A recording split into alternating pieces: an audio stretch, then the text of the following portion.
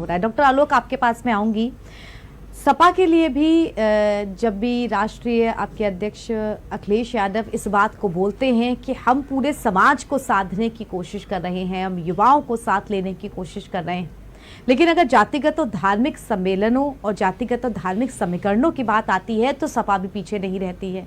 हमने देखा किस तरह बसपा ने जब सवर्ण सम्मेलन किए, जिसपे ब्राह्मण सम्मेलन विशेष रूप से थे, तो उसके बाद समाजवादी पार्टी लगभग उसी ढर्रे पर चल पाई।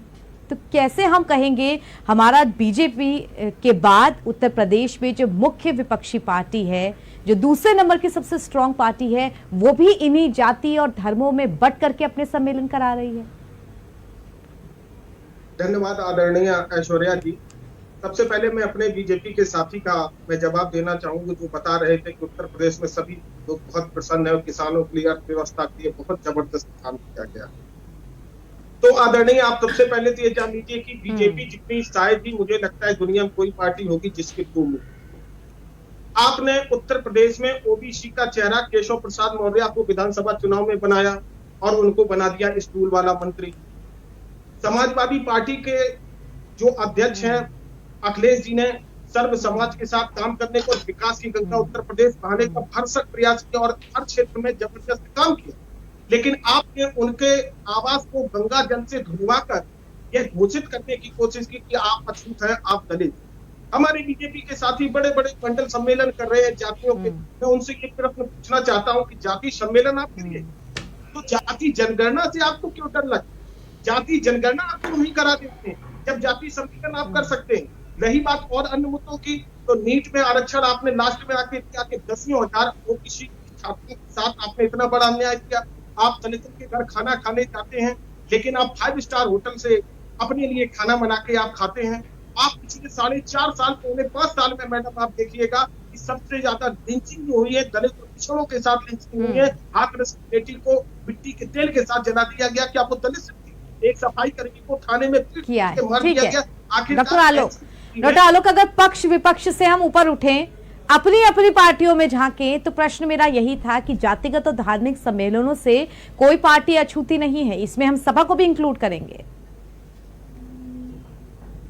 देखिए, हमारे राष्ट्रीय अध्यक्ष अखिलेश जी हमेशा सकारात्मक और समाजवादी सोच के साथ विकास का काम करते हैं। समाजवादी सोच वो है जो सबके साथ वास्तविकता में समतुल्य स्थापित करके सबको रोजगार से जोड़ सके, और पिछले 5 साल के उन्होंने कार्यकाल में यही काम किया। चाहे वो आगरा एक्सप्रेस हो, चाहे दुग्ध उत्पादन से अग्रणी कंपनियां उन्होंने स्थापित की हो, तो रोजगार और विकास की बात करने वाले हम लोग हैं। लेकिन आज की वर्तमान की स्थिति जहां पर सबसे ज्यादा कुपोषण में उत्तर प्रदेश आगे, सबसे ज्यादा अपराध में उत्तर प्रदेश आगे, मॉब लिंचिंग में उत्तर प्रदेश आगे, तो ऐसे में जो अन्य जातियों के साथ अत्याचार हो रहा है उनके साथ अगर हम नहीं खड़े होंगे तो कौन खड़ा होगा? ठीक है डॉक्टर आलोक, लेकिन बसपा के ब्राह्मण सम्मेलन के बाद अखिलेश यादव की भी वो फोटो आई थी जिसमें वो अपनी पार्टी के कोर ब्राह्मण ग्रुप के साथ खड़े हुए थे। क्या कहेंगे इससे आप?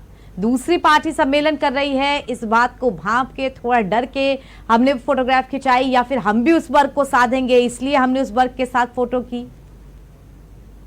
हम वर्गों में व्यक्ति को ना देख के समाजवादी लोग व्यक्तियों में देखते हैं। कोई व्यक्ति कोई समाज में पीड़ित है, वंचित है, असहाय है, वो हमें बुलाना चाहता है, हमें अपनी बात बताना चाहता है, या हम अपनी बात बताना चाहते हैं। तो हमारा जातियों के रूप नहीं है, हमारी सोच मनुवादी और मनीवादी नहीं है कि हम धन के साथ और मनुवादी सोच के साथ समाज की स्थापना में हम लोकतांत्रिक और समाजवादी देश की और प्रदेश की विकास की बात करते हैं। यहाँ पे यही उठता है। फिलहाल डॉक्टर आलोक कुमार भी हमारे साथ जुड़े हुए हैं। आलोक कुमार, मुझे कुछ पॉइंट्स बताइए सपा की तरफ से जिससे आप इस बात को साबित कर सके जनता के सामने कि आप जाति और धर्मों में नहीं बट रहे हैं, वरना हम आपको भी क्यों ना उन्हीं पार्टियों की लिस्ट में डालें जो जातिगत और धार्मिक समीकरणों के आधार पर चुनाव लड़ती हैं और लोगों को बांटती हैं। बिल्कुल रूप से मैं 1 मिनट में ही मैडम मैं साबित कर दूंगा। सबसे पहले हमारे साथी विकास पे बड़ी बड़ी बातें कर रहे थे। हाँ, विकास हुआ है, विकास पेट्रोल उत्पादों में हुआ है, विकास गैस के सिलेंडर में हुआ है, विकास सरसों के तेल में हुआ है, और आप गांव गरीब किसान के पास जाएंगे तो वो निश्चित विकास की आपको परिभाषा भी बता देगा। हमारे साथी निश्चित रूप से बीजेपी प्रवक्ता एसी कमरों में रहते हैं, शायद वो वर्तमान स्थिति से वाकिफ नहीं। आज आपको डेंगू का कहर पश्चिम में इतना जबरदस्त फैला हुआ है कि हर घर से कोई ना कोई व्यक्ति किसी न किसी हॉस्पिटल में भर्ती है, जहां तक आप काबू की बात कर रहे हैं। और ऐश्वर्या जी, जहां तक जाति और धार्मिक सम्मेलन की बात है, तो हमारे राष्ट्रीय अध्यक्ष जी सदैव समाजवादी मस्तिष्क में एक छोटी सी बात सोच के देखी, जिसके पिता 3 से 4 बार मुख्यमंत्री रहे हो, जो स्वयं मुख्यमंत्री रहा हो, और जब वो मुख्यमंत्री है तो वहां पर एक व्यक्ति गंगा जल से पूरे आवास को धुलाता है। आखिरकार ये बताइए, ये संकीर्ण, ये मनुवादी और मनीवादी सोच आखिरकार किसकी है? हम सम्मेलन पे न जाके हम व्यक्तियों का, हम गांव, गरीब, किसान और वंचित जो तबका है, उन सबकी आवाज सदैव उठाते रहे। आप बताइएगा कि कल्याण सिंह के नाम पर इन्होंने बहुत बड़ी पुण्यतिथि पर जनसभाएं की, आज वो हमारे बीच में नहीं, हमारे भी चुनी है, लेकिन क्या राम मंदिर भूमि पूजक में कल्याण सिंह को क्यों नहीं बुलाया गया? विनय कटियार को क्यों नहीं बुलाया गया? भारत के राष्ट्रपति को क्यों नहीं बुलाया गया? और अगर इसका जवाब देते तो ये भी जवाब देते कि जाति सम्मेलन तो साहब करिएगा, तो जाति गणना से साहब डर क्यों लग रहा है?